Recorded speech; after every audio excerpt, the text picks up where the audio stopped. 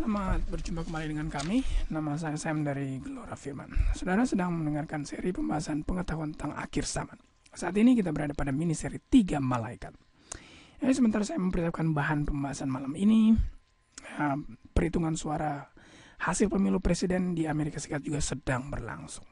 Di mana kita tahu bahwa Barack Obama telah mendapatkan mandat untuk memerintah selama 4 tahun lagi. Jadi kemungkinan besar hari-hari esok akan dipenuhi dengan evaluasi terhadap keputusan-keputusan yang telah dibuat oleh kubu yang kalah, itu Partai Republik, selama masa kampanye yang telah menghabiskan biaya ratusan juta dolar agar bisa memenangkan pemilu berikutnya.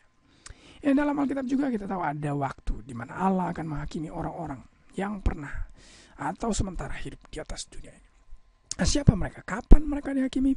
Di mana penghakiman itu berlangsung? Bagaimana supaya kita boleh dibenarkan pada saat penghakiman? Apa tujuan dari penghakiman? Itulah yang akan kita bahas pada mini seri Pekabaran 3 Malaikat. Mari kita mulai. Kita buka Wahyu 14 ayat 6. Dan aku melihat seorang malaikat lain terbang di tengah-tengah langit, dan padanya ada Injil kekal yang diberitakannya kepada mereka yang diam di atas bumi dan kepada semua bangsa, suku, bahasa, dan kaum.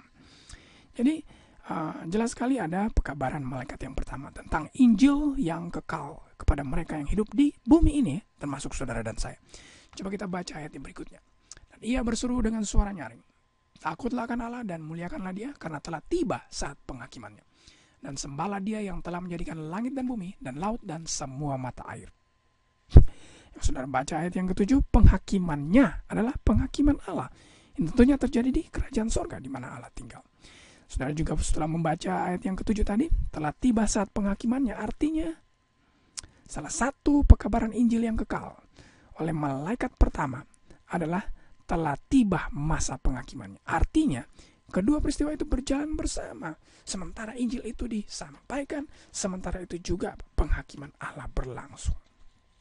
Saudara baca ayat yang ke-14, dan aku melihat sesungguhnya ada suatu awan putih, dan di atas awan putih itu duduk seorang seperti anak manusia dengan sebuah mahkota emas di atas kepalanya dan sebilah sabit tajam di tangannya. Artinya kedatangan Kristus yang kedua kali ini yang akan terjadi setelah pekabaran 3 malaikat itu dilaksanakan.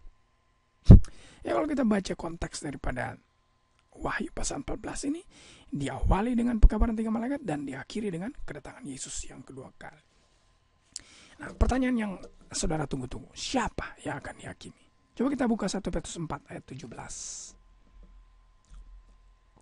Karena sekarang telah tiba saatnya penghakiman dimulai, dan pada rumah Allah sendiri yang harus pertama-tama dihakimi. Jadi rumah Allah sendiri yang harus pertama-tama dihakimi. Coba kita baca 1 Timotius 3 ayat 15. Jika aku terlambat, sudahlah engkau tahu bahwa bagaimana orang harus hidup sebagai keluarga Allah, jemaat dari Allah yang hidup, tiang penopang dan dasar kebenaran. Jadi sebetulnya keluarga Allah inilah rumah Allah sendiri. Bahasa Inggrisnya satu, House of God, cuma diterjemahkan 2 kali ya. Berbeda, kata-kata berbeda dalam bahasa Indonesia. Jadi penghakiman akan dimulaikan dari rumah Allah sendiri atau gereja Allah sendiri. Ya, termasuk sini orang-orang siapa? Orang-orang Katolik, Mormon, Protestan, Baptis, Metodis, dan lain-lainnya. Semua agama yang mengaku percaya kepada Yesus Kristus, mereka inilah yang akan lebih dahulu dihakimi. Saudara tentu akan bertanya, kenapa harus dihakimi? Bukankah kita selamat berdasarkan iman kepada Yesus Kristus? Saudara, kalau saudara baca 1 Petrus 4 ayat 18 yang tadi sudah kita baca, ada 3 kelompok dikatakan di situ. Orang-orang benar, orang-orang fasik, dan orang-orang berdosa. Artinya tidak semua yang mengaku sebagai orang-orang Kristen ini akan diselamatkan ya. Ada mereka yang mengaku tapi tetap berbuat dosa, mereka tidak diselamatkan. Ada orang yang sudah pernah mengenalkan Injil kemudian tidak percaya lagi kepada Injil, mereka disebutkan sebagai orang-orang fasik. Dan orang yang selamat juga, atau orang-orang benar itu hampir tidak diselamatkan. Baca 1 Petrus 4 18 dengan seksama. Jadi hampir tidak diselamatkan, artinya apa? Ada masa penghakiman ya. Telah tiba saat penghakimannya, itu adalah yang berlangsung sebelum kedatangan Yesus yang kedua kali. Ya. Artinya apa? Allah akan menganalisa terlebih dahulu mereka yang mengaku sebagai umat-umatnya, melihat kehidupan mereka. Mereka percaya pada Injil lalu turut akan Injil, atau cuma percaya saja tapi tidak turut. Nah, apakah kehidupan mereka benar sesuai dengan kepercayaan mereka?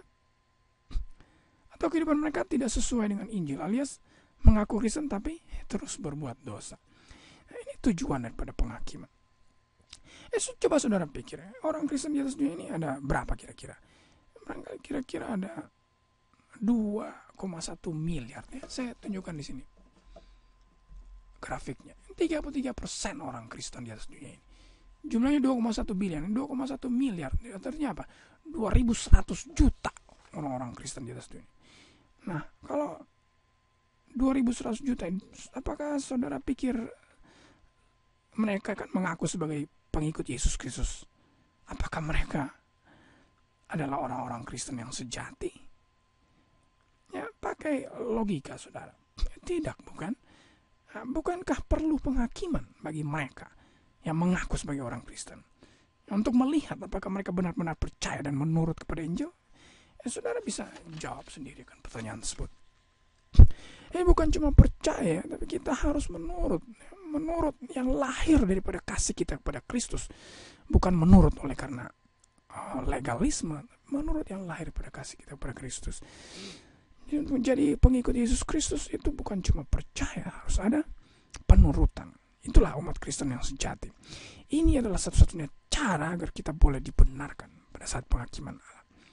Apakah kita melakukan apa yang kita bicarakan? Ini yang perlu kita renungkan. Apakah kita yang mengaku sebagai orang Kristen, pengikut Kristus, tapi perilaku kita mengingkari pengakuan kita?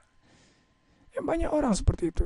1 Petrus 4:18 juga mengatakan hampir-hampir tidak diselamatkan. Itu sebabnya perlu penghakiman untuk memisahkan orang-orang ini, ya. Yang tidak fair juga kalau mereka berbuat dosa kok selamat dengan kita yang sudah bertobat, yang sudah melahirkan akan penurutan oleh karena kasih akan Kristus. Mereka yang fasik, yang tadinya percaya dan kemudian tidak percaya juga diselamatkan. Tidak fair, tidak adil Allah. Jadi Allah sebetulnya sedang menghakimi gerejanya saat ini. Oleh karena kita sekarang hidup pada hari-hari terakhir menjelang kedatangan Kristus yang kedua kali. Saudara baca Ibrani 10 ayat 30. Sebab kita mengenal Dia yang berkata, pembalasan adalah aku.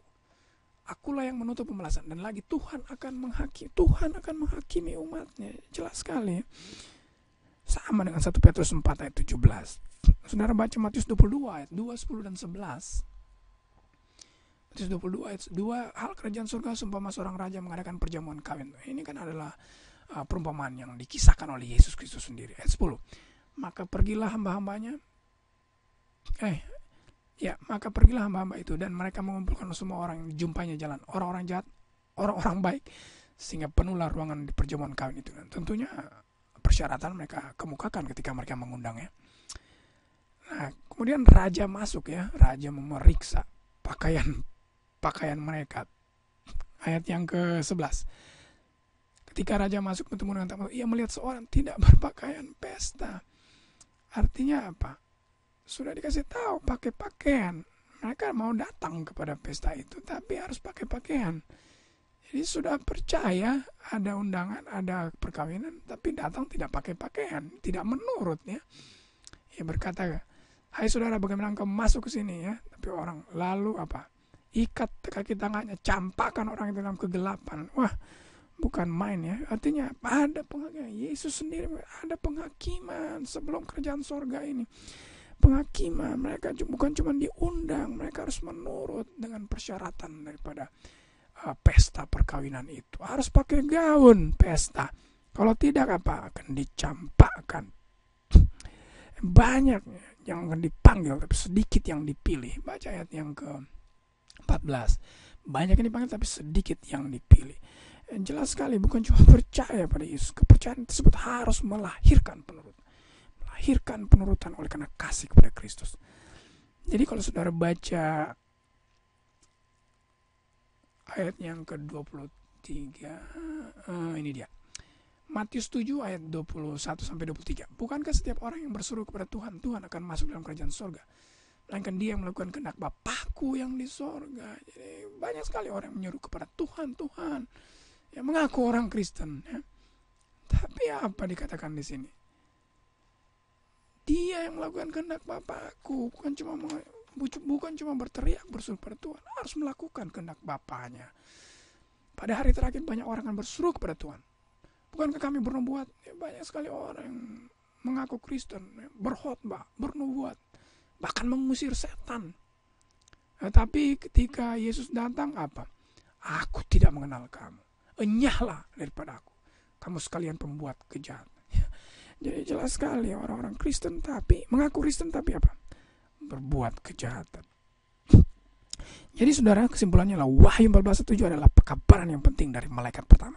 Bagi orang-orang yang mengaku sebagai orang Kristen, ya, saudara dan saya mengaku sebagai, mereka akan dihakimi terlebih dahulu. Saya percaya penghakiman sementara berlangsung. Saya percaya pekabaran 3 malaikat sedang dikabarkan saat ini oleh umat-umat Tuhan di seluruh dunia. Saya percaya orang-orang yang mengaku Kristen namun tidak mengikuti perintah Allah tidak akan dikenal, bahkan diusir oleh Allah sesuai dengan ayat-ayat yang kita sudah baca. Jadi marilah kita benar-benar bertobat, ya.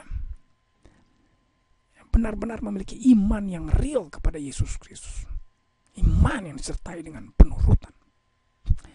Ya, agar jubah kebenarannya yang sudah kita peroleh ketika dia mati kayu salib dapat terus kita pakai hingga kedatangan Raja segala raja, Raja alam semesta pada kali yang kedua nanti.